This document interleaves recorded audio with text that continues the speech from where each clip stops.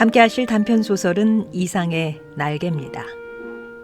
유럽에 프란츠 카프카의 변신이 있다면 우리나라에는 이상의 날개가 있습니다. 가족마저 경제적인 능력에 따라 그 존재 가치를 결정하는 비정한 인간의 모습을 돌아보게 만드는 작품이죠. 소설 속 나는 경제적인 무능으로 아내에게 구박받는 인물이고 그 아내는 매춘으로 돈을 벌며 무능한 남편을 학대합니다.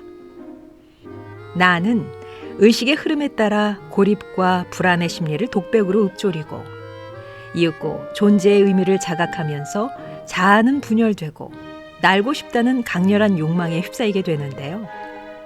그렇게 인간 내면의 심리를 섬세하게 그려낸 이 작품은 한국 현대문학의 심리주의, 초현실주의라는 새로운 사조의 물꼬를 터준 작품으로 평가받습니다.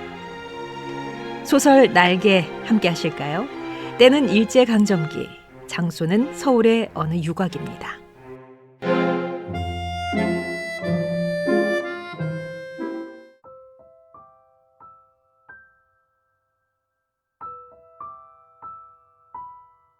박제가 되어버린 천재를 아시오.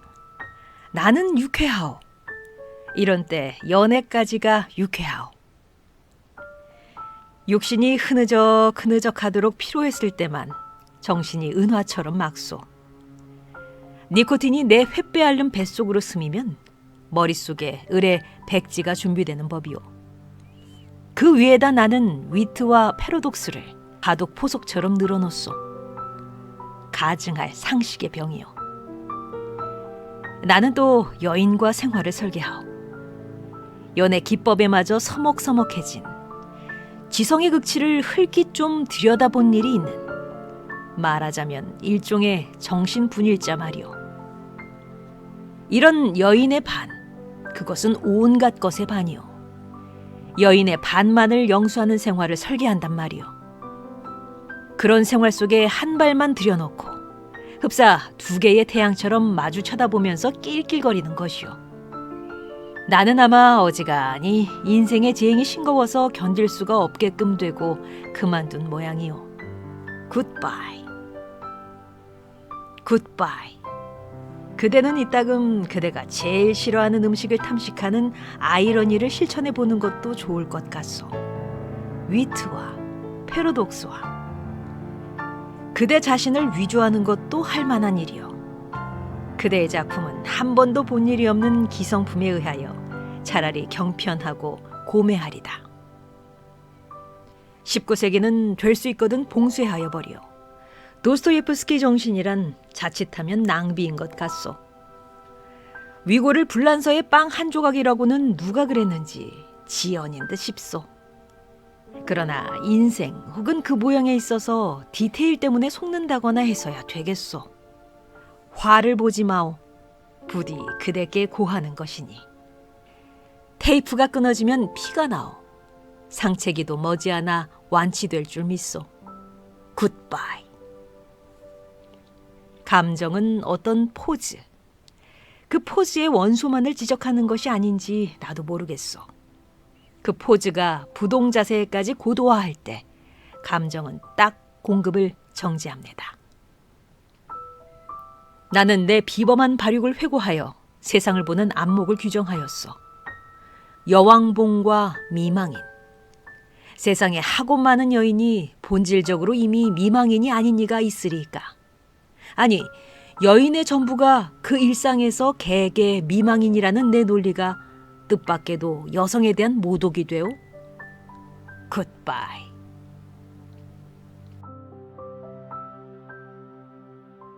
그 33번지라는 것이 구조가 흡사 유곽이라는 느낌이 없지 않다.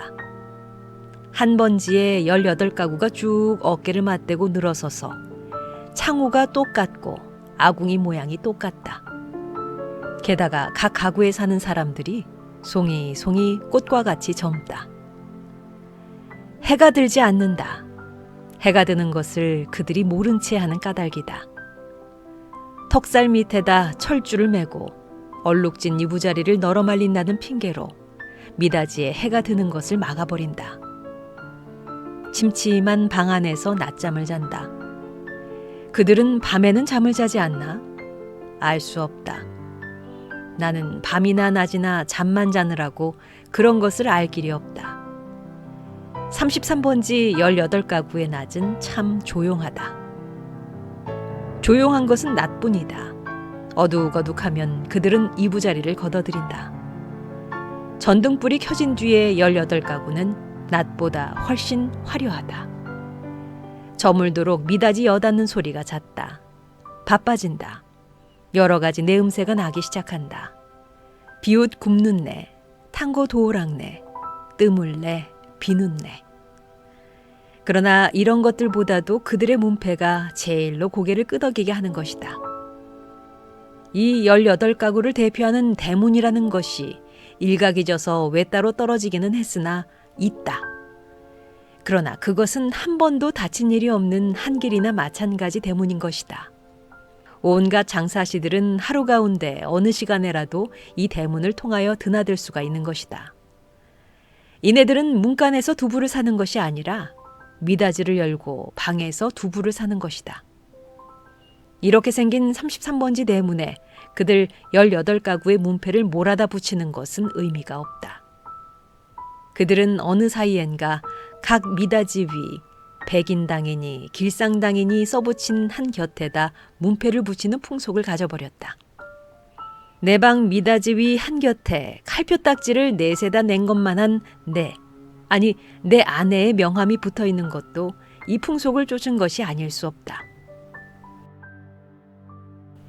나는 그러나 그들의 아무와도 놀지 않는다. 놀지 않을 뿐만 아니라 인사도 않는다. 나는 내 아내와 인사하는 외에 누구와도 인사하고 싶지 않았다. 내 아내 외에 다른 사람과 인사를 하거나 놀거나 하는 것은 내 아내의 낯을 보아 좋지 않은 일인 것만 같이 생각이 되었기 때문이다. 나는 이만큼까지 내 아내를 소중히 생각한 것이다. 내가 이렇게까지 내 아내를 소중히 생각한 까닭은 이 33번지 18가구 가운데서 내 아내가 내 아내의 명함처럼 제일 작고 제일 아름다운 것을 안 까닭이다.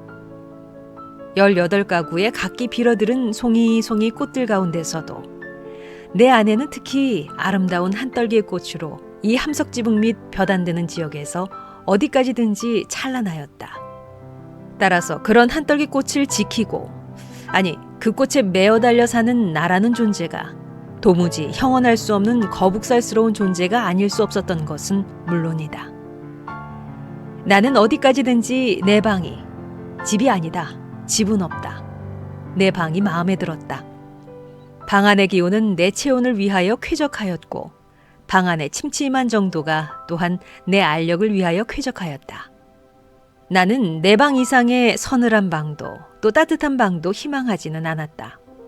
이 이상으로 밝거나 이 이상으로 아늑한 방을 원하지는 않는다.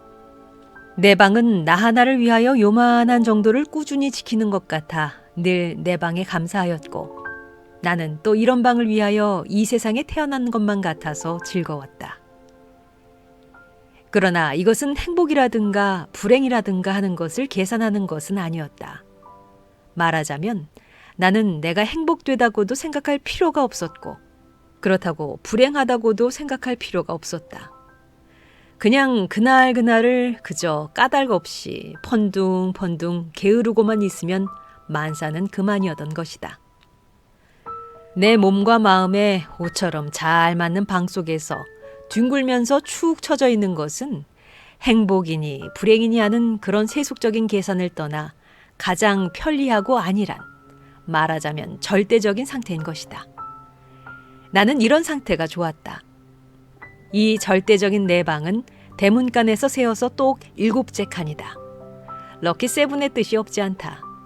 나는 이 7이라는 숫자를 훈장처럼 사랑하였다. 이런 이 방이 가운데 장지로 말미암아 2칸으로 나뉘어 있었다는 그것이 내 운명의 상징이었던 것을 누가 알랴. 아랫방은 그래도 해가 든다. 아침결에 책보만한 해가 들었다가 오후에 손수건만해지면서 나가버린다. 해가 영영 들지 않는 윗방이 즉 내 방인 것은 말할 것도 없다. 이렇게 볕 드는 방이 아내 방이요 볕 안 드는 방이 내 방이요 하고 아내와 나 둘 중에 누가 정했는지 나는 기억하지 못한다. 그러나 나에게는 불평이 없다. 아내가 외출만 하면 나는 얼른 아랫방으로 와서 그 동쪽으로 난 들창을 열어놓으면 들이비치는 햇살이 아내의 화장대를 비춰 가지각색 병들이 아롱이 지면서 찬란하게 빛나고, 이렇게 빛나는 것을 보고 있는 것은 다시 없는 내 오락이다. 나는 조그만 돋보기를 꺼내가지고 아내만이 사용하는 지리가미를 꺼내가지고 그을려가면서 불장난을 하고 논다. 평행광선을 굴절시켜서 한 초점에 모아가지고 그 초점이 따끈따끈해지다가 마지막에는 종이를 그을리기 시작하고 가느다란 연기를 내면서 드디어 구멍을 뚫어놓는 데까지 이르는 그 얼마 안 되는 동안의 초조한 맛이 죽고 싶을 만큼 내게는 재미있었다. 이 장난이 실증이 나면 나는 또 아내의 손잡이 거울을 가지고 여러 가지로 논다. 거울이란 제 얼굴을 비칠 때만 실용품이다. 그 외의 경우에는 도무지 장난감인 것이다. 이 장난도 곧 실증이 난다. 나의 유희심은 육체적인 데서 정신적인 데로 비약한다. 나는 거울을 내던지고 아내의 화장대 앞으로 가까이 가서 나란히 늘어놓인 그 가지각색의 화장품 병들을 들여다본다. 그것들은 세상의 무엇보다도 매력적이다. 나는 그 중에 하나만을 골라서 가만히 마개를 빼고 병구멍을 내 코에 가져다 대고 숨죽이듯이 가벼운 호흡을 하여 본다. 이국적인 센슈얼한 향기가 폐로 스며들면 나는 저절로 스르르 감기는 내 눈을 느낀다. 확실히 아내의 취치의 파편이다. 나는 도로 병마개를 맞고 생각해 본다. 아내의 어느 부분에서 요 내음새가 났던가를. 그러나 그것은 분명치 않다. 왜? 아내의 채취는 여기 늘어섰는 가지각색 향기의 합계일 것이니까. 아내의 방은 늘 화려하였다. 내 방이 벽에 못한 게 꽂히지 않은 소박한 것인 반대로 아내 방에는 천장 밑으로 쫙 돌려 못이 박히고 몸마다 화려한 아내의 치마와 저고리가 걸렸다. 여러 가지 무늬가 보기 좋다. 나는 그 여러 조각의 치마에서 늘 아내의 동체와 그 동체가 될 수 있는 여러 가지 포즈를 연상하면서 내 마음은 늘 점잖지 못하다. 그렇건만 나에게는 옷이 없었다. 아내는 내게는 옷을 주지 않았다. 입고 있는 골덴 양복 한 벌이 내 자리 옷이었고 통상복과 나들이 옷을 겸한 것이었다. 그리고 하이넥의 스웨터가 한 조각 사철을 통한 내 내이다. 그것들은 하나같이 다 빛이 검다. 그것은 내 짐작 같아서는, 즉 빨래를 될 수 있는 데까지 하지 않아도 보기 싫지 않도록 하기 위한 것이 아닌가 한다. 나는 허리와 두 가랑이 세 군데 다 고무밴드가 끼어있는 부드러운 사루마다를 입고 그리고 아무 소리 없이 잘 놀았다.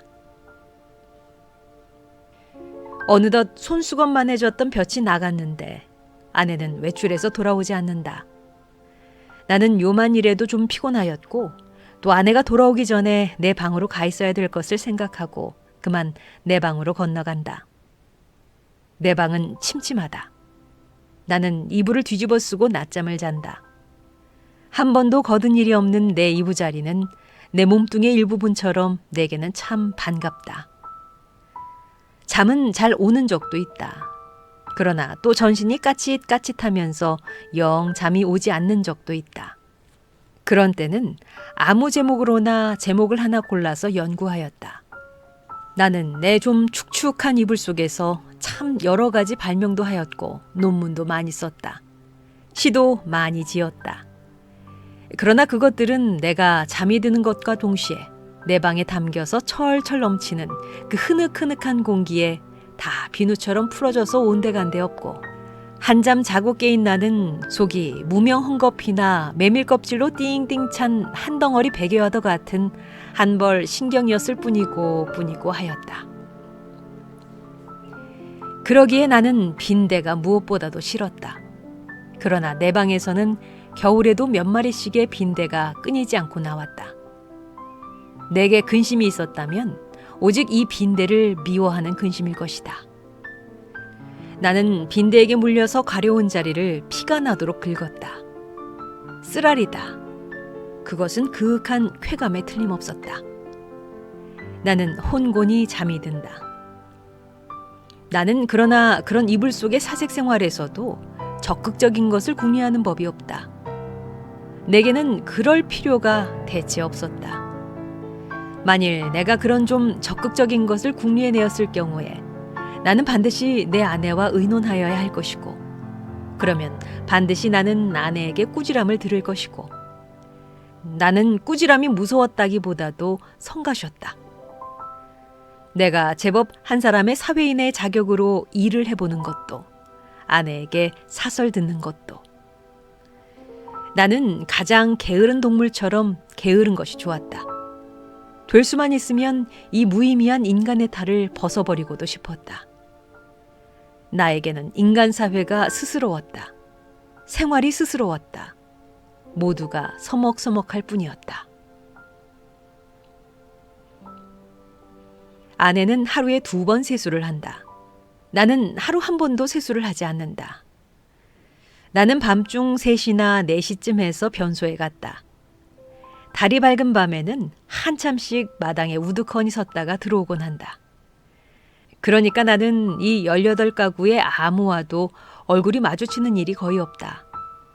그러면서도 나는 이 18가구의 젊은 여인네 얼굴들을 거반 다 기억하고 있었다. 그들은 하나같이 내 아내만 못하였다. 11시쯤 해서 하는 아내의 첫 번 세수는 좀 간단하다. 그러나 저녁 7시쯤 해서 하는 2번째 세수는 손이 많이 간다. 아내는 낮에보다도 밤에 더 좋고 깨끗한 옷을 입는다. 그리고 낮에도 외출하고 밤에도 외출하였다. 아내에게 직업이 있었던가? 나는 아내의 직업이 무엇인지 알 수 없다. 만일 아내에게 직업이 없었다면 같이 직업이 없는 나처럼 외출할 필요가 생기지 않을 것인데, 아내는 외출한다. 외출할 뿐만 아니라 내객이 많다. 아내에게 내객이 많은 날은 나는 온종일 내 방에서 이불을 쓰고 누워 있어야만 된다. 불장난도 못한다. 화장품 내음새도 못 맡는다. 그런 날은 나는 의식적으로 우울해하였다. 그러면 아내는 나에게 돈을 준다. 50전짜리 은화다. 나는 그것이 좋았다. 그러나 그것을 무엇에 써야 좋을지 몰라서 늘 머리맡에 던져두고 한 것이 어느 결에 모여서 꽤 많아졌다. 어느 날 이것을 본 아내는 금고처럼 생긴 벙어리를 사다 준다. 나는 한 푼씩 그 속에 넣고 열쇠는 아내가 가져갔다. 그 후에도 나는 더러 은화를 그 벙어리에 넣은 것을 기억한다. 그리고 나는 게을렀다. 얼마 후 아내의 머리 쪽에 보지 못하던 눈깔잠이 하나 여드름처럼 돋았던 것은 바로 그 금고형 벙어리의 무게가 가벼워졌다는 증거일까. 그러나 나는 드디어 머리맡에 놓였던 그 벙어리에 손을 대지 않고 말았다. 내 게으름은 그런 것에 내 주의를 환기시키기도 싫었다. 아내에게 내객이 있는 날은 이불 속으로 암만 깊이 들어가도 비 오는 날만큼 잠이 잘 오지 않았다. 나는 그런 때 아내에게는 왜 늘 돈이 있나, 왜 돈이 많은가를 연구했다. 내객들은 장지 저쪽에 내가 있는 것을 모르나 보다. 내 아내와 나도 좀 하기 어려운 농을 아주 서슴지 않고 쉽게 해던지는 것이다. 그러나 내 아내의 내객 가운데 서너 사람의 내객들은 늘 비교적 점잖았다고 볼 수 있는 것이 자정이 좀 지나면 을의 돌아들 같다. 그들 가운데는 퍽 교양이 얕은 자도 있는 듯 싶었는데 그런 자는 보통 음식을 사다 먹고 논다. 그래서 보충을 하고 대체로 무사하였다. 나는 우선 내 아내의 직업이 무엇인가를 연구하기에 착수하였으나 좁은 시야와 부족한 지식으로는 이것을 알아내기 힘이 든다. 나는 끝끝내 내 아내의 직업이 무엇인지를 모르고 말려나 보다. 아내는 늘 진솔 버섯만 신었다. 아내는 밥도 지었다. 아내가 밥 짓는 것을 나는 한 번도 구경한 일은 없으나 언제든지 끼니 때면 내 방으로 내 조석밥을 날라다 주는 것이다. 우리 집에는 나와 내 아내 외에 다른 사람은 아무도 없다. 이 밥은 분명히 아내가 손수 쥐었음에 틀림없다. 그러나 아내는 한 번도 나를 자기 방으로 부른 일이 없다. 나는 늘 윗방에서 나 혼자서 밥을 먹고 잠을 잤다. 밥은 너무 맛이 없었다. 반찬이 너무 엉성하였다. 나는 닭이나 강아지처럼 말없이 주는 모이를 넙죽넙죽 받아먹기는 했으나 내심 야속하게 생각한 적도 더러없지 않다. 나는 안색이 여지없이 창백해가면서 말라들어갔다. 나날이 눈에 보이듯이 기운이 줄어들어갔다. 영양 부족으로 하여 몸뚱이 곳곳에 뼈가 불쑥불쑥 내어밀었다. 하룻밤 사이에도 수십 차를 돌쳐 눕지 않고는 여기저기가 베겨서 나는 베겨낼 수가 없었다. 그렇기 때문에 나는 내 이불 속에서 아내가 늘 흔히 쓸 수 있는 저 돈의 출처를 탐색해내는 일변, 장지 틈으로 새어나오는 아랫방의 음식은 무엇일까를 간단히 연구하였다. 나는 잠이 잘 안 왔다. 깨달았다. 아내가 쓰는 그 돈은 내게는 다만 실없는 사람들로밖에 보이지 않는 까닭모를 내객들이 놓고 가는 것에 틀림없으리라는 것을 나는 깨달았다. 그러나 왜 그들 내객은 돈을 놓고 가나? 왜 내 아내는 그 돈을 받아야 되나 하는 예의관념이 내게는 도무지 알 수 없는 것이었다. 그것은 그저 예의에 지나지 않는 것일까? 그렇지 않으면 혹 무슨 대가일까? 보수일까?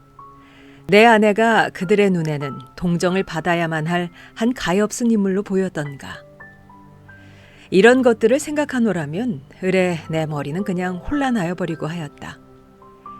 잠들기 전에 획득했다는 결론이 오직 불쾌하다는 것뿐이었으면서도 나는 그런 것을 아내에게 물어보거나 한 일이 참 한 번도 없다.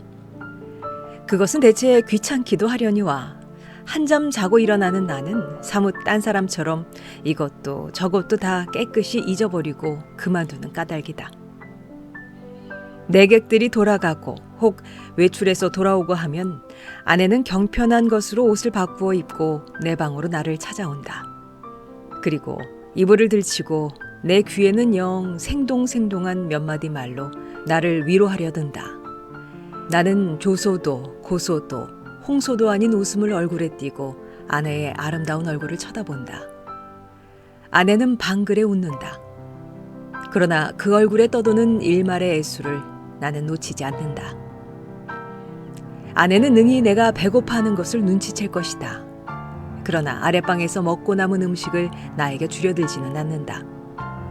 그것은 어디까지든지 나를 존경하는 마음일 것임에 틀림없다. 나는 배가 고프면서도 적이 마음이 든든한 것을 좋아했다. 아내가 무엇이라고 짓거리고 갔는지 귀에 남아있을 리가 없다. 다만 내 머리맡에 아내가 놓고 간 은화가 전등불에 흐릿하게 빛나고 있을 뿐이다. 그 금고형 벙어리 속에 그 은화가 얼마만큼이나 모였을까? 나는 그러나 그것을 쳐들어 보지 않았다. 그저 아무런 의욕도 기원도 없이 그 단추구멍처럼 생긴 틈바구니로 은화를 들여뜨려 둘 뿐이었다. 왜 아내의 내객들이 아내에게 돈을 놓고 가나 하는 것이 풀 수 없는 의문인 것 같이 왜 아내는 나에게 돈을 놓고 가나 하는 것도 역시 나에게는 똑같이 풀 수 없는 의문이었다. 내 비록 아내가 내게 돈을 놓고 가는 것이 싫지 않았다 하더라도 그것은 다만 그것이 내 손가락에 닿는 순간에서부터 그 벙어리 주둥이에서 자취를 감추기까지의 하잘것없는 짧은 촉각에 좋았달 뿐이지 그 이상 아무 기쁨도 없다. 어느 날 나는 그 벙어리를 변소에 갖다 넣어버렸다. 그때 벙어리 속에는 몇 푼이나 되는지 모르겠으나 그 은화들이 꽤 들어있었다. 나는 내가 지구 위에 살며 내가 이렇게 살고 있는 지구가 질풍신뢰의 속력으로 광대무변의 공간을 달리고 있다는 것을 생각했을 때 참 허망하였다. 나는 이렇게 부지런한 지구 위에서는 현기증도 날 것 같고 해서 한시바삐 내려버리고 싶었다. 이불 속에서 이런 생각을 하고 난 뒤에는 나는 그 은화를 그 벙어리에 넣고 하는 것조차도 귀찮아졌다. 나는 아내가 손수 벙어리를 사용하였으면 하고 희망하였다. 벙어리도 돈도 사실은 아내에게만 필요한 것이지 내게는 애초부터 의미가 전혀 없는 것이었으니까 될 수만 있으면 그 벙어리를 아내가 아내 방으로 가져갔으면 하고 기다렸다. 그러나 아내는 가져가지 않는다. 나는 내가 아내 방으로 가져다 둘까 하고 생각하여 보았으나 그 즈음에는 아내의 내객이 워낙 많아서 내가 아내 방에 가볼 기회가 도무지 없었다. 그래서 나는 하는 수 없이 변소에 갖다 집어넣어 버리고 만 것이다. 나는 서글픈 마음으로 아내의 꾸지람을 기다렸다. 그러나 아내는 끝내 아무 말도 나에게 묻지도 하지도 않았다. 않았을 뿐 아니라 여전히 돈은 돈대로 내 머리맡에 놓고 가지 않나. 내 머리맡에는 어느덧 은화가 꽤 많이 모였다. 내객이 아내에게 돈을 놓고 가는 것이나 아내가 내게 돈을 놓고 가는 것이나 일종의 쾌감, 그 외에 다른 아무런 이유도 없는 것이 아닐까 하는 것을 나는 또 이불 속에서 연구하기 시작하였다. 그러나 그것은 이불 속의 연구로는 알 길이 없었다. 쾌감하고 나는 뜻밖에도 이 문제에 대해서만 흥미를 느꼈다. 아내는 물론 나를 늘 감금하여 두다시피 하여 왔다. 내게 불평이 있을 리 없다. 그런 중에서 나는 그 쾌감이라는 것의 유무를 체험하고 싶었다. 나는 아내의 밤 외출 틈을 타서 밖으로 나왔다. 나는 거리에서 잊어버리지 않고 가지고 나온 은화를 지폐로 바꾼다. 5원이나 된다. 그것을 주머니에 넣고 나는 목적을 잃어버리기 위하여 얼마든지 거리를 쏘다녔다. 오래간만에 보는 거리는 거의 경의에 가까울 만큼 내 신경을 흥분시키지 않고는 마지 않았다. 나는 금시에 피곤하여 버렸다. 그러나 나는 참았다. 그리고 밤이 이슥하도록 까닭을 잊어버린 채 이 거리 저 거리로 지양 없이 헤매었다. 돈은 물론 한 푼도 쓰지 않았다. 돈을 쓸 아무 엄두도 나서지 않았다. 나는 벌써 돈을 쓰는 기능을 완전히 상실한 것 같았다. 나는 과연 피로를 이 이상 견디기가 어려웠다. 나는 가까스로 내 집을 찾았다. 나는 내 방으로 가려면 아내 방을 통과하지 아니하면 안 될 것을 알고 아내에게 내객이 있나 없나를 걱정하면서 미닫이 앞에서 좀 거북살스럽게 기침을 한번 했더니 이것은 참 또 너무 암상스럽게 미닫이가 열리면서 아내의 얼굴과 그 등 뒤에 낯설은 남자의 얼굴이 이쪽을 내다보는 것이다. 나는 벼란간 내어 쏟아지는 불빛에 눈이 부셔서 좀 머뭇머뭇했다.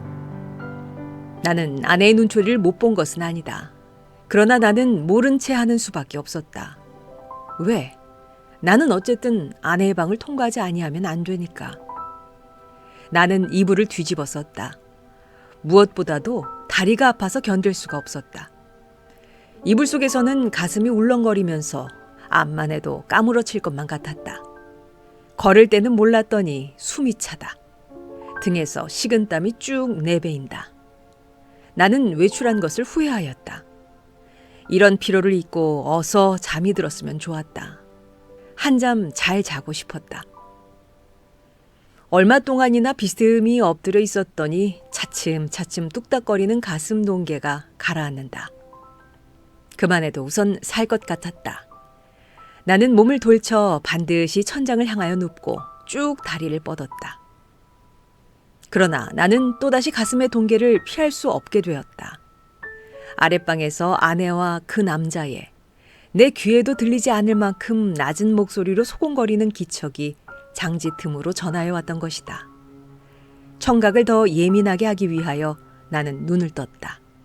그리고 숨을 죽였다.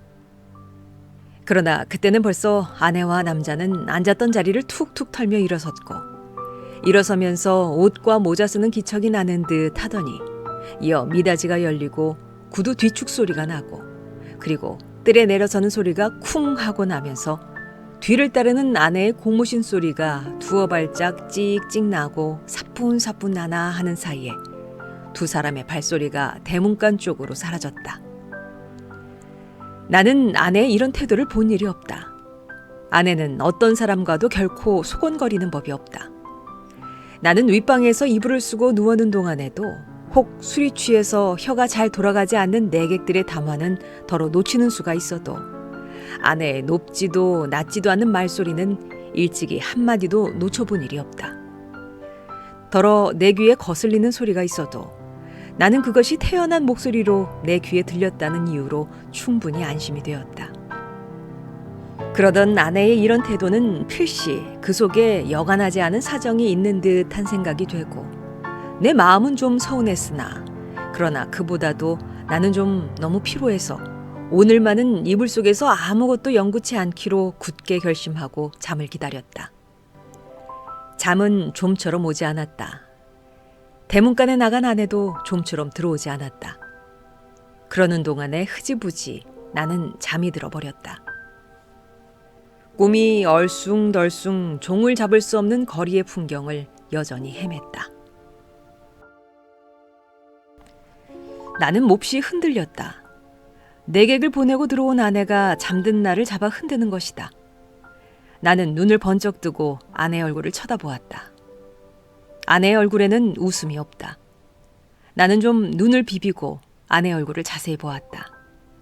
노기가 눈초리에 떠서 얇은 입술이 바르르 떨린다. 좀처럼 이 노기가 풀리기는 어려울 것 같았다. 나는 그대로 눈을 감아버렸다.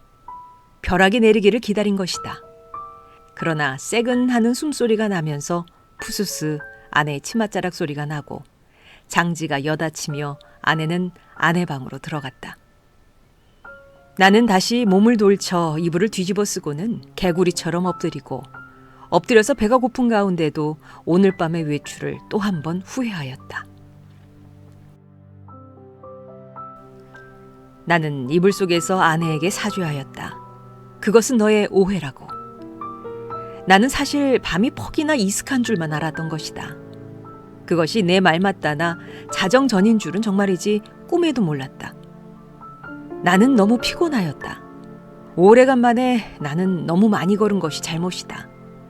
내 잘못이라면 잘못은 그것밖에 없다. 외출은 왜 하였더냐고? 나는 그 머리맡에 저절로 모인 5원 돈을 아무에게라도 좋으니 주어보고 싶었던 것이다. 그뿐이다.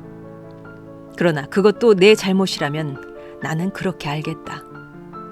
나는 후회하고 있지 않나.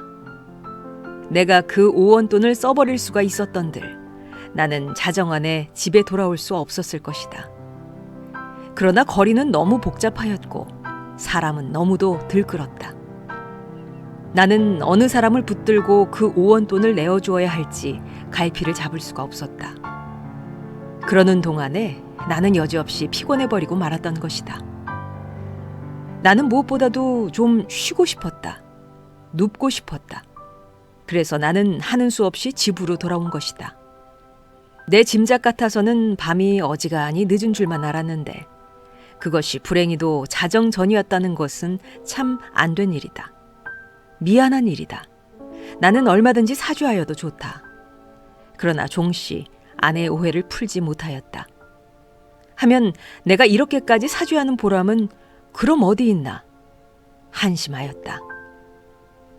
1시간 동안을 나는 이렇게 초조하게 굴지 않으면 안 되었다. 나는 이불을 휙 젖혀버리고 일어나서 장지를 열고 아내 방으로 비칠비칠 달려갔던 것이다. 내게는 거의 의식이라는 것이 없었다. 나는 아내 이불 위에 엎드러지면서 바지 포켓 속에서 그 돈 5원을 꺼내 아내의 손에 쥐어준 것을 간신히 기억할 뿐이다. 이튿날 잠이 깨었을 때 나는 내 아내 방 아내 이불 속에 있었다. 이것이 33번지에서 살기 시작한 이래 내가 아내 방에서 잔 맨 처음이었다. 해가 들창에 훨씬 높았는데 아내는 이미 외출하고 벌써 내 곁에 있지는 않다. 아니, 아내는 어쩌녁 내가 의식을 잃은 동안에 외출한 것인지도 모른다. 그러나 나는 그런 것을 조사하고 싶지 않았다. 다만 전신이 찌뿌드드한 것이 손가락 하나 꼼짝할 힘조차 없었다.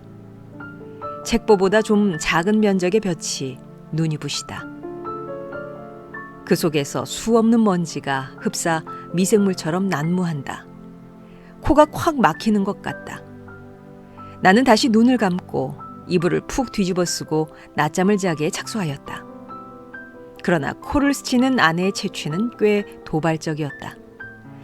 나는 몸을 여러 번 비비꼬면서 아내의 화장대에 늘어선 그 가지각색 화장품 병들과 그 병들의 마개를 뽑았을 때 풍기던 내음새를 더듬느라고 좀처럼 잠은 들지 않는 것을 나는 어찌 아는 수도 없었다. 견디다 못하여 나는 그만 이불을 걷어차고 벌떡 일어나서 내 방으로 갔다. 내 방에는 다 식어 빠진 내 끼니가 가지런히 놓여 있는 것이다.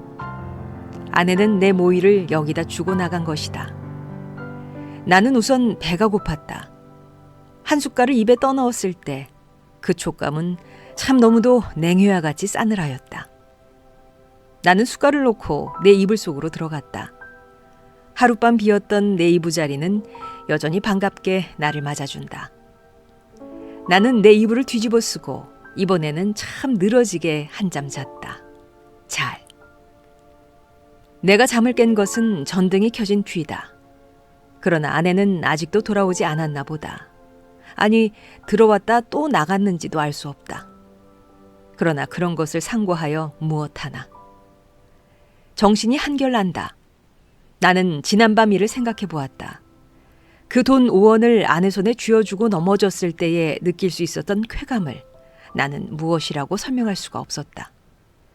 그러니 내객들이 내 아내에게 돈 놓고 가는 심리며 내 아내가 내게 돈 놓고 가는 심리의 비밀을 나는 알아낸 것 같아서 여간 즐거운 것이 아니다. 나는 속으로 빙그레 웃어보았다. 이런 것을 모르고 오늘까지 지내온 내 자신이 어떻게 우스꽝스러워 보이는지 몰랐다. 나는 어깨춤이 났다. 따라서 나는 또 오늘 밤에도 외출하고 싶었다. 그러나 돈이 없다. 나는 또 어쩌녁에 그 돈 5원을 한꺼번에 아내에게 주어버린 것을 후회하였다. 또 그 벙어리를 변소에 갖다 쳐넣어버린 것도 후회하였다. 나는 실없이 실망하면서 습관처럼 그 돈 5원이 들어있던 내 바지 포켓에 손을 넣어 한번 휘둘러 보았다. 뜻밖에도 내 손에 쥐어지는 것이 있었다. 2원밖에 없다. 그러나 많아야 맛은 아니다. 얼마간이고 있으면 된다. 나는 그만한 것이 여간 고마운 것이 아니었다. 나는 기운을 얻었다. 나는 그 단벌 다 떨어진 골든 양복을 거치고 배고픈 것도 주제 사나운 것도 다 잊어버리고 활개짓을 하면서 또 거리로 나섰다. 나서면서 나는 제발 시간이 화살 닿듯 해서 자정이 어서 획 지나버렸으면 하고 조바심을 태웠다. 아내에게 돈을 주고 아내 방에서 자보는 것은 어디까지든지 좋았지만 만일 잘못해서 자정 전에 집에 들어갔다가 아내의 눈총을 맞는 것은 여간 무서운 일이 아니었다. 나는 저물도록 길가시계를 들여다보고 하면서 또 지양 없이 거리를 방황하였다. 그러나 이날은 좀처럼 피곤하지는 않았다. 다만 시간이 좀 너무 더디게 가는 것만 같아서 안타까웠다. 경성역 시계가 확실히 자정이 지난 것을 본 뒤에 나는 집을 향하였다. 그날은 그 일각 대문에서 아내와 아내의 남자가 이야기하고 섰는 것을 만났다. 나는 모른 채 하고 두 사람 곁을 지나서 내 방으로 들어갔다. 뒤이어 아내도 들어왔다. 와서는 이 밤중에 평생 안 하던 쓰레질을 하는 것이다. 조금 있다가 아내가 눕는 기척을 엿듣자마자 나는 또 장지를 열고 아내 방으로 가서 그 돈 2원을 아내 손에 덥석 쥐어주고 그리고 하여간 그 2원을 오늘 밤에도 쓰지 않고 도로 가져온 것이 참 이상하다는 듯이 아내는 내 얼굴을 몇 번이고 엿보고 아내는 드디어 아무 말도 없이 나를 자기 방에 재워주었다. 나는 이 기쁨을 세상의 무엇과도 바꾸고 싶지는 않았다. 나는 편히 잘 잤다. 이튿날도 내가 잠이 깨었을 때는 아내는 보이지 않았다. 나는 또 내 방으로 가서 피곤한 몸에 낮잠을 잤다. 내가 아내에게 흔들려 깨웠을 때는 역시 불이 들어온 뒤였다. 아내는 자기 방으로 나를 오라는 것이다. 이런 일은 또 처음이다. 아내는 끊임없이 얼굴에 미소를 띠고 내 팔을 이끄는 것이다. 나는 이런 아내의 태도 이면에 엔간치 않은 음모가 숨어 있지는 않은가 하고 저기 불안을 느끼지 않을 수 없었다. 나는 아내의 하자는 대로 아내 방으로 끌려갔다. 아내 방에는 저녁 밥상이 조촐하게 차려져 있는 것이다. 생각해보면 나는 이틀을 굶었다. 나는 지금 배고픈 것까지도 긴가민가 잊어버리고 얼음얼음 하던 차다. 나는 생각하였다.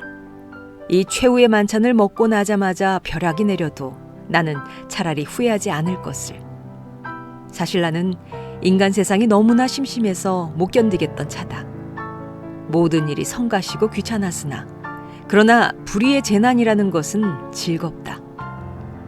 나는 마음을 턱 놓고 조용히 아내와 마주 앉아 이 해괴한 저녁밥을 먹었다. 우리 부부는 이야기하는 법이 없었다. 밥을 먹은 뒤에도 나는 말이 없이 그냥 부스스 일어나서 내 방으로 건너가 버렸다. 아내는 나를 붙잡지 않았다. 나는 벽에 기대어 앉아서 담배를 한 대 피워 물고 그리고 벼락이 떨어질 테거든 어서 떨어져라 하고 기다렸다. 5분, 10분. 그러나 벼락은 내리지 않았다. 긴장이 차츰 늘어지기 시작한다. 나는 어느덧 오늘 밤에도 외출할 것을 생각하고 돈이 있었으면 하고 생각하고 있었다. 그러나 돈은 확실히 없다. 오늘은 외출하여도 나중에 올 무슨 기쁨이 있나. 나는 앞이 그저 아뜩하였다. 나는 화가 나서 이불을 뒤집어 쓰고 이리 뒹굴 저리 뒹굴 굴렀다. 금시 먹은 밥이 목으로 자꾸 치밀어 올라온다. 메스꺼웠다. 하늘에서 얼마라도 좋으니 왜 지폐가 소낙비처럼 퍼붓지 않나. 그것이 그저 한없이 야속하고 슬펐다. 나는 이렇게밖에 돈을 구하는 아무런 방법도 알지는 못했다. 나는 이불 속에서 좀 울었나 보다. 돈이 왜 없느냐면서. 그랬더니 아내가 또 내 방에를 왔다. 나는 깜짝 놀라 아마 이제서야 벼락이 내리려나 보다 하고 숨을 죽이고 두꺼비 모양으로 엎드려 있었다. 그러나 떨어진 입을 새어 나오는 아내의 말소리는 참 부드러웠다. 정다웠다. 아내는 내가 왜 우는지를 안다는 것이다. 돈이 없어서 그러는 게 아니냔다. 나는 실없이 깜짝 놀랐다. 어떻게 저렇게 사람의 속을 환하게 들여다보는고 해서 나는 한편으로 슬그머니 겁도 안 나는 것은 아니었으나 저렇게 말하는 것을 보면 아마 내게 돈을 줄 생각이 있나 보다. 만일 그렇다면 오죽이나 좋은 일일까. 나는 이불 속에 똘똘 말린 채 고개도 들지 않고 아내의 다음 거동을 기다리고 있으니까 예쏘 하고 내 머리맡에 내려뜨리는 것은 그 가뿐한 음향으로 보아 지폐에 틀림없었다. 그리고 내 귀에다 대고 오늘일랑 어제보다도 좀 더 늦게 들어와도 좋다고 속삭이는 것이다. 그것은 어렵지 않다. 우선 그 돈이 무엇보다도 고맙고 반가웠다. 어쨌든 나섰다. 나는 좀 야맹증이다. 그래서 될 수 있는 대로 밝은 거리로 골라서 돌아다니기로 했다. 그리고는 경성역 1, 2등 대합실 한곁 티루메를 들렀다. 그것은 내게는 큰 발견이었다. 거기는 우선 아무도 아는 사람이 안 온다. 설사 왔다가도 곧들 가니까 좋다. 나는 날마다 여기 와서 시간을 보내리라 속으로 생각하여 두었다. 제일 여기 시계가 어느 시계보다도 정확하리라는 것이 좋았다. 섣불리 서투른 시계를 보고 그것을 믿고 시간 전에 집에 돌아갔다가 큰 코를 다쳐서는 안 된다. 나는 한 부스에 아무것도 없는 것과 마주 앉아서 잘 끓은 커피를 마셨다.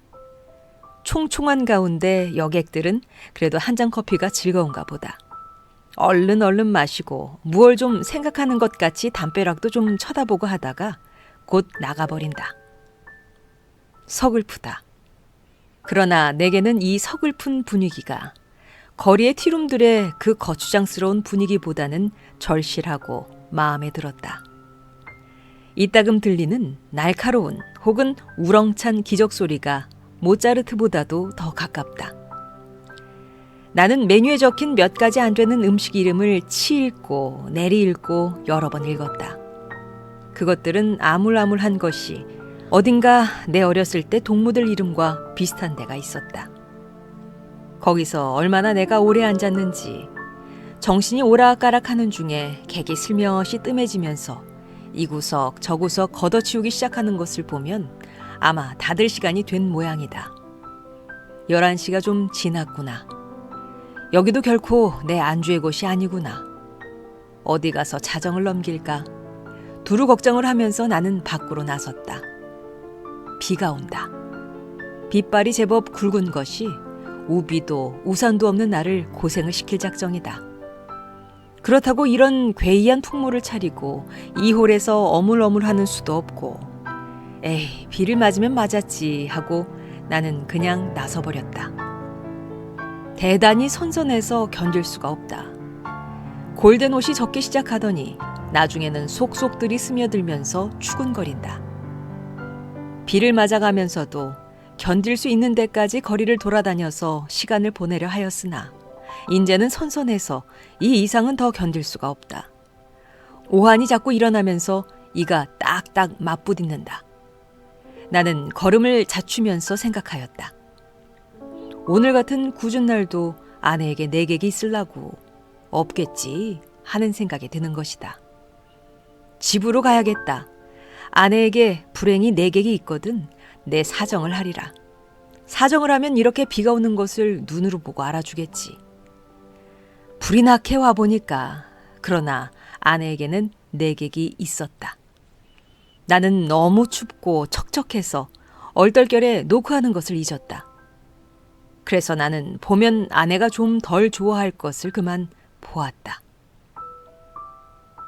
나는 간발자국 같은 발자국을 내면서 덤벙덤벙 아내 방을 디디고 그리고 내 방으로 가서 쭉 빠진 옷을 활활 벗어버리고 이불을 뒤썼다. 덜덜덜덜 떨린다. 오한이 점점 더 심해 들어온다. 여전히 땅이 꺼져 들어가는 것만 같았다. 나는 그만 의식을 잃어버리고 말았다. 이튿날 내가 눈을 떴을 때 아내는 내 머리맡에 앉아서 제법 근심스러운 얼굴이다. 나는 감기가 들었다. 여전히 으스스 춥고 또 골치가 아프고 입에 군침이 도는 것이 씁쓸하면서 다리팔이 청 늘어져서 노곤하다. 아내는 내 머리를 쓱 짚어보더니 약을 먹어야지 한다. 아내 손이 이마에 선뜩한 것을 보면 신혈이 어지간한 모양인데 약을 먹는다면 해열제를 먹어야지 하고 속생각을 하자니까 아내는 따뜻한 물에 하얀 정제약 4개를 준다. 이것을 먹고 한 잠 푹 자고 나면 괜찮다는 것이다. 나는 널름 받아 먹었다. 쌉싸름한 것이 짐작 같아서는 아마 아스피린인가 싶다. 나는 다시 이불을 쓰고 단번에 그냥 죽은 것처럼 잠이 들어버렸다. 나는 콧물을 훌쩍훌쩍하면서 여러 날을 앓았다. 앓는 동안에 끊이지 않고 그 정제약을 먹었다. 그러는 동안에 감기도 나았다. 그러나 입맛은 여전히 소태처럼 썼다. 나는 차츰 또 외출하고 싶은 생각이 났다. 그러나 아내는 나더러 외출하지 말라고 이러는 것이다. 이 약을 날마다 먹고 그리고 가만히 누워있으라는 것이다. 공연히 외출을 하다가 이렇게 감기를 들어서 저를 고생시키는 게 아니냔다. 그도 그렇다. 그럼 외출을 하지 않겠다고 맹세하고 그 약을 연복하여 몸을 좀 보해보리라고 나는 생각하였다. 나는 날마다 이불을 뒤집어 쓰고 밤이나 낮이나 잤다. 유난스럽게 밤이나 낮이나 졸려서 견딜 수가 없는 것이다. 나는 이렇게 잠이 자꾸만 오는 것은 내가 훨씬 몸이 튼튼해진 증거라고 굳게 믿었다. 나는 아마 한 달이나 이렇게 지냈나 보다. 내 머리와 수염이 좀 너무 자라서 훗훗해서 견딜 수가 없어서 내 거울을 좀 버리라고 아내가 외출한 틈을 타서 나는 아내 방으로 가서 아내의 화장대 앞에 앉아보았다. 상당하다. 수염과 머리가 참 상당하였다. 오늘은 이발을 좀 하리라고 생각하고 겸사겸사 그 화장품 병들 마개를 뽑고 이것저것 맡아보았다. 한동안 잊어버렸던 향기 가운데서는 몸이 베베 꼬일 것 같은 채취가 전해 나왔다. 나는 아내의 이름을 속으로만 한번 불러보았다. 연심이 하고. 오래간만에 돋보기 장난도 하였다. 거울 장난도 하였다. 창에 든 볕이 여간 따뜻한 것이 아니었다. 생각하면 5월이 아니냐. 나는 커다랗게 기지개를 한번 켜보고 아내 베개를 내려베고 벌떡 자빠져서는 이렇게도 편안하고 즐거운 세월을 하느님께 흠씬 자랑하여 주고 싶었다. 나는 참 세상에 아무 것과도 교섭을 가지지 않는다. 하느님도 아마 나를 칭찬할 수도 처벌할 수도 없는 것 같다. 그러나 다음 순간 실로 세상에도 이상스러운 것이 눈에 띄었다. 그것은 최면약 아달린갑이었다. 나는 그것을 아내의 화장대 밑에서 발견하고 그것이 흡사 아스피린처럼 생겼다고 느꼈다. 나는 그것을 열어보았다. 꼭 4개가 비었다. 나는 오늘 아침에 4개의 아스피린을 먹은 것을 기억하고 있었다. 나는 잤다. 어제도, 그제도, 그끄제도. 나는 졸려서 견딜 수가 없었다. 나는 감기가 다 나았는데도 아내는 내게 아스피린을 주었다. 내가 잠이 든 동안에 이웃에 불이 난 일이 있다. 그때에도 나는 자느라고 몰랐다. 이렇게 나는 잤다. 나는 아스피린으로 알고 그럼 한 달 동안을 두고 아달린을 먹어온 것이다. 이것은 좀 너무 심하다. 벼란간 아뜩하더니 하마터라면 나는 까무러질 뻔하였다. 나는 그 아달린을 주머니에 넣고 집을 나섰다. 그리고 산을 찾아 올라갔다. 인간 세상에 아무것도 보기가 싫었던 것이다. 걸으면서 나는 아무쪼록 아내에 관계되는 일은 생각하지 않도록 노력하였다. 길에서 까무러치기 쉬우니까다. 나는 어디라도 양지가 바른 자리를 하나 골라 자리를 잡아가지고 서서히 아내에 관하여서 연구할 작정이었다. 나는 길가의 돌장판, 구경도 못한 진 개나리꽃, 종달새, 돌멩이도 새끼를 까는 이야기, 이런 것만 생각하였다. 다행히 길가에서 나는 졸도하지 않았다. 거기에는 벤치가 있었다. 나는 거기에 정좌하고 그리고 그 아스피린과 아달린에 관하여 연구하였다. 그러나 머리가 도무지 혼란하여 생각이 체계를 이루지 않는다.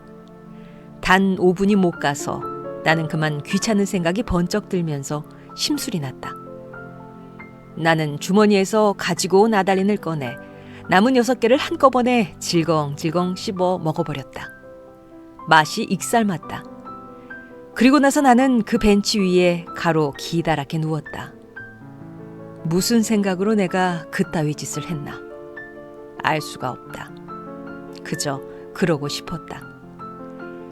나는 개서 그냥 깊이 잠이 들었다. 잠결에도 바위 틈을 흐르는 물소리가 졸졸하고 언제까지나 귀에 어렴풋이 들려왔다. 내가 잠을 깨었을 때는 날이 환히 밝은 뒤다. 나는 거기서 일주야를 잔 것이다. 풍경이 그냥 노랗게 보인다. 그 속에서도 나는 번개처럼 아스피린과 아달린이 생각났다. 아스피린, 아달린, 아스피린, 아달린, 마르크스, 멜서스, 마도로스, 아스피린, 아달린. 아내는 한 달 동안 아달린을 아스피린이라고 속이고 내게 먹였다. 그것은 아내 방에서 아달린갑이 발견된 것으로 미루어 증거가 너무나 확실하다. 무슨 목적으로 아내는 나를 밤이나 낮이나 재워야만 됐나? 나를 밤이나 낮이나 재워놓고 그리고 아내는 내가 자는 동안에 무슨 짓을 했나? 나를 조금씩 조금씩 죽이려던 것일까? 그러나 또 생각하여 보면 내가 한 달을 두고 먹어온 것은 아스피린이었는지도 모른다. 아내가 무슨 근심이 되는 일이 있어서 밤이면 잠이 잘 오지 않아서 정작 아내가 아달린을 사용한 것이나 아닌지. 그렇다면 나는 참 미안하다. 나는 아내에게 이렇게 큰 의혹을 가졌다는 것이 참 안 됐다. 나는 그래서 불이 나게 거기서 내려왔다. 아랫도리가 회회 내어져이면서 어찔어찔한 것을 나는 겨우 집을 향하여 걸었다. 8시 가까이였다. 나는 내 잘못된 생각을 죄다 일러 바치고 아내에게 사죄하려는 것이다. 나는 너무 급해서 그만 또 말을 잊어버렸다. 그랬더니 이건 참 너무 큰일 났다. 나는 내 눈으로는 절대 보아서는 안 될 것을 그만 딱 보아버리고 만 것이다. 나는 얼떨결에 그만 냉큼 미닫이를 닫고 현기증이 나는 것을 진정시키느라고 잠깐 고개를 숙이고 눈을 감고 기둥을 짚고 섰자니까 1초 여유도 없이 획 미닫이가 다시 열리더니 매무새를 풀어헤친 아내가 불쑥 내밀면서 내 멱살을 잡는 것이다. 나는 그만 어지러워서 그냥 나둥그러졌다. 그랬더니 아내는 넘어진 내 위에 덮치면서 내 살을 함부로 물어뜯는 것이다. 아파 죽겠다. 나는 사실 반항할 의사도 힘도 없어서 그냥 넙적 엎겨 있으면서 어떻게 되나 보고 있자니까 뒤이어 남자가 나오는 것 같더니 아내를 한아름에 덥석 안아가지고 방으로 들어가는 것이다. 아내가 아무 말 없이 다소곳이 그렇게 안겨 들어가는 것이 내 눈에 여간 미운 것이 아니다. 밉다. 아내는 너 밤새워가면서 도적질하러 다니느냐 계집질하러 다니느냐고 발악이다. 이것은 참 너무 억울하다. 나는 어안이 벙벙하여 도무지 입이 벌어지지를 않았다. 너는 그야말로 나를 살해하려던 것이 아니냐고 소리를 한번 꽥 질러보고도 싶었으나 그런 긴가민가한 소리를 섣불리 입 밖에 내었다가는 무슨 화를 볼는지 알 수 없다. 차라리 억울하지만 잠자코 있는 것이 우선 상책인 듯이 생각이 들기에 나는 이것은 또 무슨 생각으로 그랬는지 모르지만 툭툭 털고 일어나서 내 바지 포켓 속에 남은 돈 몇 원 몇십 전을 가만히 꺼내서는 몰래 미닫이를 열고 살며시 문지방 밑에다 놓고 나서는 나는 그냥 줄다름 박질 쳐서 나와버렸다. 여러 번 자동차에 7번 하면서 나는 그대로 경성역을 찾아갔다. 빈자리와 마주 앉아서 이 쓰디쓴 입맛을 거두기 위하여 무엇으로나 입가심을 하고 싶었다. 커피. 좋다. 그러나 경성역 홀에 한 걸음 들여놓았을 때 나는 내 주머니에는 돈이 한 푼도 없는 것을 그것을 깜빡 잊었던 것을 깨달았다. 또 아뜩하였다. 나는 어디선가 그저 맥없이 머뭇머뭇하면서 어쩔 줄을 모를 뿐이었다. 얼빠진 사람처럼 그저 이리 갔다 저리 갔다 하면서 나는 어디로 들이다 쏟아녔는지 하나도 모른다. 다만 몇 시간 후에 내가 미스꽃이 옥상에 있는 것을 깨달았을 때는 거의 대낮이었다. 나는 거기 아무데나 주저앉아서 내 자라온 26회를 회고하여 보았다. 몽롱한 기억 속에서는 이렇다는 아무 제목도 불거져 나오지 않았다. 나는 또 내 자신에게 물어보았다. 너는 인생에 무슨 욕심이 있느냐고. 그러나 있다고도 없다고도 그런 대답은 하기가 싫었다. 나는 거의 나 자신의 존재를 인식하기조차도 어려웠다. 허리를 굽혀서 나는 그저 금붕어나 들여다보고 있었다. 금붕어는 참 잘들도 생겼다. 작은 놈은 작은 놈대로, 큰 놈은 큰 놈대로 다 싱싱하니 보기 좋았다. 내려비치는 5월 햇살에 금붕어들은 그릇바탕에 그림자를 내려뜨렸다. 지느러미는 하늘하늘 손수건을 흔드는 흉내를 낸다. 나는 이 지느러미 수요를 헤어보기도 하면서 굽힌 허리를 좀처럼 펴지 않았다. 등허리가 따뜻하다. 나는 또 오타개 거리를 내려다보았다. 거기서는 피곤한 생활이 또 금붕어 지느러미처럼 흐느흐느 허비적거렸다. 눈에 보이지 않는 끈적끈적한 줄에 엉켜서 헤어나지들을 못한다. 나는 피로와 공복 때문에 무너져 들어가는 몸뚱이를 끌고 그 오타개 거리 속으로 섞여가지 않는 수도 없다 생각하였다. 나서서 나는 또 문득 생각하여 보았다. 이 발길이 지금 어디로 향하여 가는 것인가를. 그때 내 눈앞에 아내의 모가지가 벼락처럼 내려 떨어졌다. 아스피린과 아달린. 우리들은 서로 오해하고 있느니라. 설마 아내가 아스피린 대신에 아달린의 정량을 나에게 먹여왔을까? 나는 그것을 믿을 수는 없다. 아내가 대체 그럴 까닭이 없을 것이다. 그러면 나는 날밤을 새면서 도둑질을, 계집질을 하였나? 정말이지 아니다. 우리 부부는 숙명적으로 발이 맞지 않는 절름발이인 것이다. 나나 아내나 제 거동에 로직을 붙일 필요는 없다. 변해야 할 필요도 없다. 사실은 사실대로, 오해는 오해대로 그저 끝없이 발을 절뚝거리면서 세상을 걸어가면 되는 것이다. 그렇지 않을까? 그러나 나는 이 발길이 아내에게로 돌아가야 옳은가? 이것만은 분간하기가 좀 어려웠다. 가야 하나? 그럼 어디로 가나? 이때 뚜 하고 정오 사이렌이 울었다. 사람들은 모두 내 활개를 펴고 닭처럼 푸드덕거리는 것 같고 온갖 유리와 강철과 대리석과 지폐와 잉크가 부글부글 끓고 수선을 떨고 하는 것 같은 찰나. 그야말로 현란을 극한 정오다. 나는 불현듯이 겨드랑이가 가렵다. 아하, 그것은 내 인공의 날개가 돋았던 자국이다. 오늘은 없는 이 날개. 머릿속에는 희망과 야심이 말소된 페이지가 딕셔너리 넘어가듯 번뜩였다. 나는 걷던 걸음을 멈추고 그리고 일어나 한번 이렇게 외쳐보고 싶었다. 날개야, 다시 돋아라. 날자, 날자, 날자.